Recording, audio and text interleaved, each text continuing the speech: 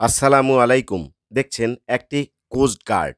এই কোস্ট গার্ডে দেখা যাচ্ছে প্রচুর পরিমাণে কারেন্ট জাল। এই জালে আছে ঝাঁকে, ঝাঁকে জাটকা। এই জাটকা মাছ আবার কেউ জাল থেকে খুলছে। যারা খুলছে তারা টাকার বিনিময়ে নিচ্ছে। অবশিষ্ট জাটকা মাছ কর্তৃপক্ষ শ্রেণীভেদে আড়ালে বিতরণ করে আত্মীয়তা বাড়াচ্ছে। এই জাল নিয়ম রক্ষার জন্য কিছু পুড়ছে আর কিছু বিক্রি করে পকেটটাও বাড়ি করছে।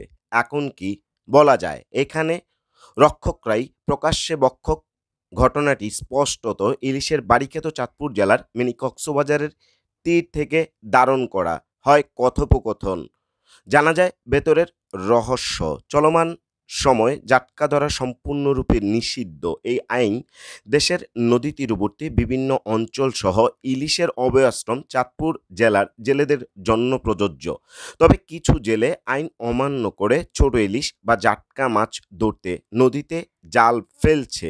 এ সকল জেলেদের প্রতিরোধে কাজ করছে কোস্ট গার্ড। আর এই কোস্ট গার্ডের আড়ালের যে গল্পটি সেটি তুলে আনলাম। তবে জেলেদের পক্ষ থেকে অভিযোগ আছে জাটকা ধরা নিষিদ্ধ সময়ে তারা যে প্রণোদনা পাওয়ার কথা সেখানেও নাকি রক্ষকরা প্রকাশ্যেই বক্ষকের ভূমিকায় সদা অটল আছে। খেলা চলছে। এভাবেই চলবে নাকি? মতামত জানাবেন প্লিজ। আল্লাহ হাফেজ।